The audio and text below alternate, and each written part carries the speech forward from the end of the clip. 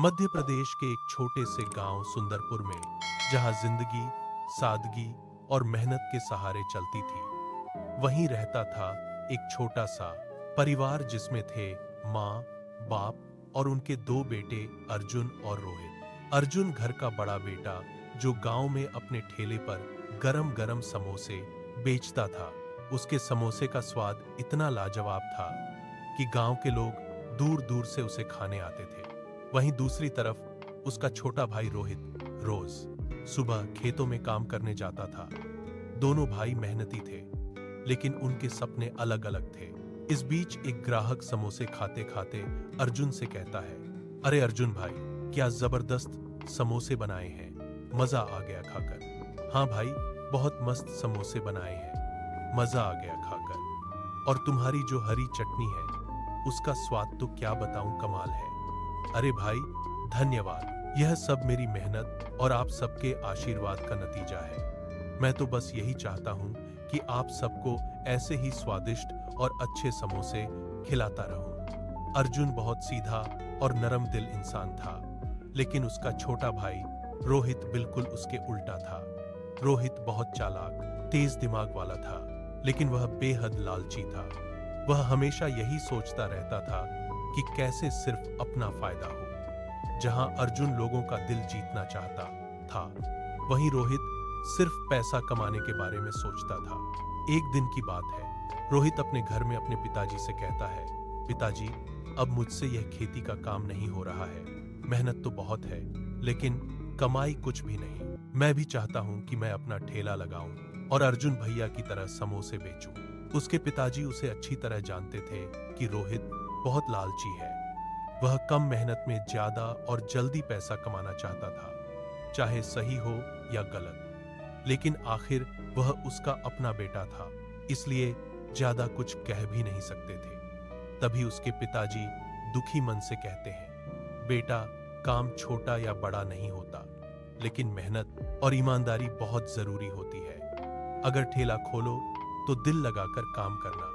हाँ पिताजी, मैं सब समझ गया हूं, लेकिन ठेला शुरू करने के लिए मुझे करीब 400 की जरूरत पड़ेगी। रोहित, अगर तू सच में कुछ करना चाहता है तो मैं तेरी मदद करूंगा।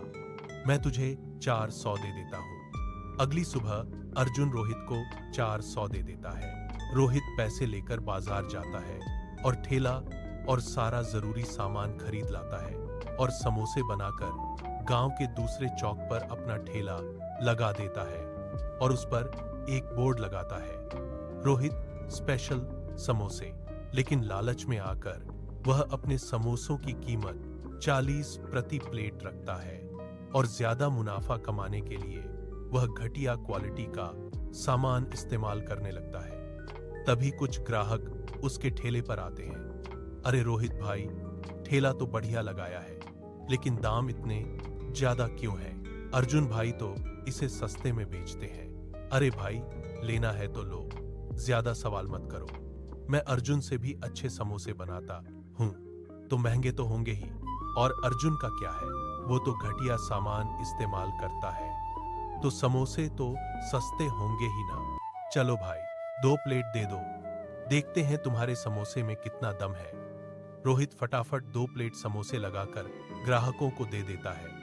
जैसे ही ग्राहक समोसे हाथ में लेते हैं, उन्हें उसमें से अजीब सी बदबू महसूस होती है, लेकिन वे इस बात पर ज्यादा ध्यान नहीं देते और पहला निवाला ले लेते हैं। जैसे ही वे पहला निवाला लेते हैं, उनके चेहरे का भाव तुरंत बदल जाता है और वे गुस्से में कहते हैं, अरे भाई, यह भी कोई समोसे हैं? इतनी गंदी बदबू आ रही है और लगता है पुराना मसाला इस्तेमाल किया है। इससे अच्छे तो अर्जुन के समोसे हैं। चलो भाई, यहां से चलते हैं। अर्जुन के समोसे ही खाते हैं, वो सस्ते भी हैं और अच्छे भी हैं। रोहित के लालच के कारण उसके ठेले पर कोई ग्राहक नहीं आते थे। जो 2-4 ग्राहक आए भी, वो भी उसके खराब समोसे खाकर सीधे अर्जुन के पास चले गए। वहीं दूसरी तरफ अर्जुन एक नेक दिल इंसान था। वो चाहता था कि भले ही कम कमाई हो, लेकिन लोगों को अच्छा और साफ खाना खिलाए। लेकिन रोहित बिल्कुल उसके उल्टा था। वह सिर्फ पैसे कमाने के बारे में सोचता था, चाहे जैसे भी करके। तभी एक दिन की बात है, दोनों भाई घर पर होते हैं। तभी रोहित कहता है, अरे भाई, तुम इतने सस्ते समोसे बेचते हो, इसमें तुम कितना ही कमा लेते हो। तुम भी मेरी तरह महंगे दाम में बेचो, तब देखो कितनी कमाई होती है। लोगों की सेहत का क्या है, उन्हें तो बस खाना चाहिए, कुछ भी खा लेंगे। तुम भी 20 के 40 कर दो ताकि ज्यादा मुनाफा हो सके। नहीं रोहित, मैं पैसे नहीं, लोगों की दुआएं कमाना चाहता हूं। मैं कभी भी ऐसा काम नहीं करूंगा जिससे किसी की सेहत खराब हो। मैं कम पैसे कमा लूंगा, लेकिन लोगों को अच्छा और साफ खाना ही खिलाऊंगा। रोहित कुछ नहीं कहता और चुपचाप वहां से चला जाता है, और अर्जुन भी वहां से चला जाता है। लेकिन अर्जुन को यह बिल्कुल अंदाजा नहीं होता कि उसके ऊपर कैसी मुसीबत आने वाली है। वह भी अपने काम में लग जाता है और ठेला लेकर अपने चौक पर पहुंच जाता है। देखते ही देखते अर्जुन के ठेले पर भीड़ लग जाती है और वह सभी को गरम गरम समोसे खिलाने लगता है। लेकिन दूसरी तरफ रोहित के मन में ईर्ष्या की भावना बढ़ने लगती है। वह सोचने लगता है, मुझे कुछ न कुछ करना ही पड़ेगा। अर्जुन मेरे रास्ते में आ रहा है, अगर मुझे ज्यादा पैसा कमाना है तो मुझे इसे रास्ते से हटाना होगा। रोहित के मन में अब लालच ने जगह ले ली थी और वह गलत रास्ता चुनने की सोचने लगा था। इन्हीं ख्यालों में डूबा हुआ रोहित घर से बाहर निकल जाता है और टहलते टहलते रास्ते पर पहुंच जाता है। तभी उसकी मुलाकात उसके पुराने दोस्त विकास शर्मा से होती है।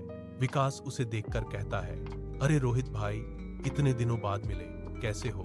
क्या चल रहा है आजकल? सुना है तुमने नया समोसे का धंधा शुरू किया है, कैसा चल रहा है धंधा?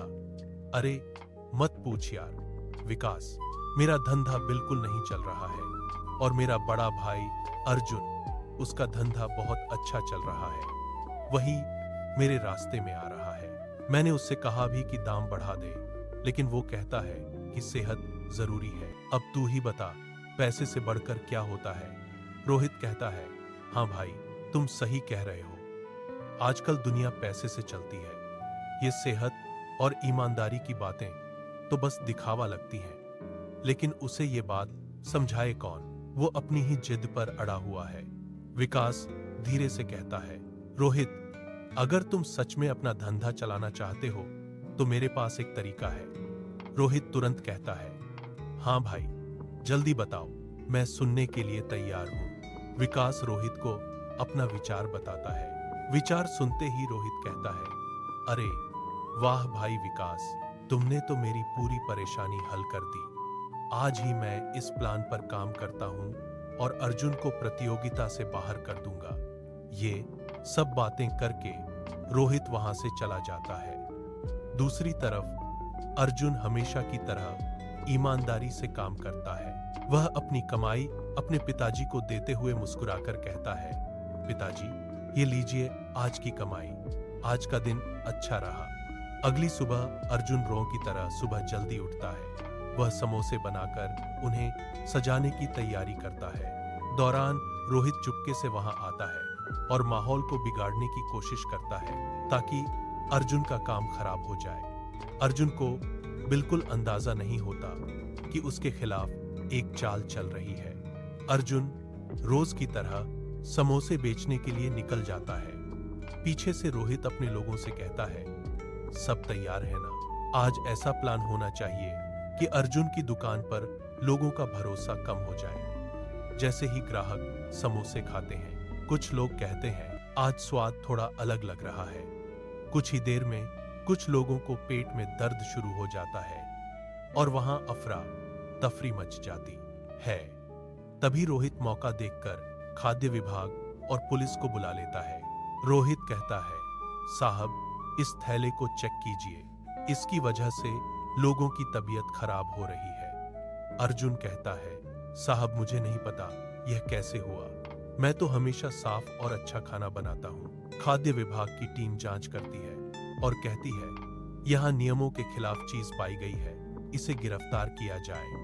पुलिस अर्जुन को ले जाती है और रोहित अंदर ही अंदर खुश होता है। रोहित घर जाकर अपने पिताजी को सब कुछ बता देता है। पिताजी यह सब सुनकर गहरी सोच में चले जाते हैं। अगली सुबह पिताजी सीधे पुलिस स्टेशन जाते हैं। उन्हें यकीन होता है अर्जुन बेगुनाह है और यह सब रोहित की चाल है। वह अपने पुराने दोस्त जो पुलिस में होता है उससे मिलते हैं और कहते हैं, मेरा बेटा अर्जुन बेगुनाह है, यह सब रोहित की प्लानिंग है। साहब, क्या है साहब? पुलिस अधिकारी अर्जुन को रिहा कर देता है, लेकिन कहता है कि बिना सबूत रोहित के खिलाफ एक्शन लेना मुश्किल है।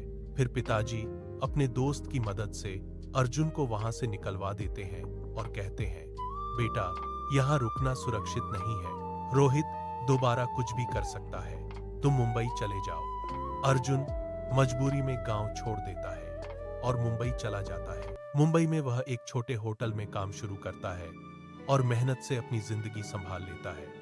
गांव में रोहित अपनी दुकान चलाता रहता है, लेकिन अब लोग उसके समोसे पसंद नहीं करते क्योंकि क्वालिटी खराब होती जा रही होती है। वह महंगा बेचता है, लेकिन खुशी किसी को नहीं मिलती। दूसरी तरफ मुंबई में अर्जुन अपनी मेहनत से सब कुछ सीख लेता है और बाद में वह अपनी जिंदगी सेट कर लेता है, यहाँ तक कि वह वहां शादी भी कर लेता है। फिर अचानक मुंबई में एक समस्या आती है और होटल बंद हो जाता है। अर्जुन वापस परेशान हो जाता है और अपनी पत्नी से बात करता है। उसकी पत्नी कहती है कि गांव वापस चलना चाहिए और नया काम शुरू करना चाहिए। अर्जुन निर्णय करता है कि वह गांव वापस जाकर वड़ा पाव का ठेला लगाएगा। अर्जुन गांव वापस आता है और मुंबई स्पेशल वड़ा पाव का ठेला लगाता है। उसका वड़ा पाव लोगों को बहुत पसंद आता है और धीरे धीरे उसका काम बहुत चलने लगता है। दूसरी तरफ रोहित को पता चलता है कि अर्जुन वापस आ गया है और फिर से सफल हो रहा है। रोहित गुस्से और जलन में फिर से साजिश करने की सोचता है। वह पुलिस और खाद्य विभाग को फिर से बुलाकर अर्जुन को फंसाने की कोशिश करता है, लेकिन इस बार जांच रोहित की दुकान पर होती है और जब जांच होती है तो सब सच सामने आ जाता है। रोहित ही गलत तरीके से व्यवसाय चला रहा था। पिताजी वहां आ जाते हैं और कहते हैं, रोहित, इस बार तुम्हारी सारी सच्चाई सामने आ गई है। मैं पहले चुप था, लेकिन अब सब साबित हो गया है। पुलिस रोहित को गिरफ्तार कर लेती है। अर्जुन अपनी दुकान फिर से ईमानदारी से चलाता रहता है और गांव में लोग उसकी इज्जत करते हैं।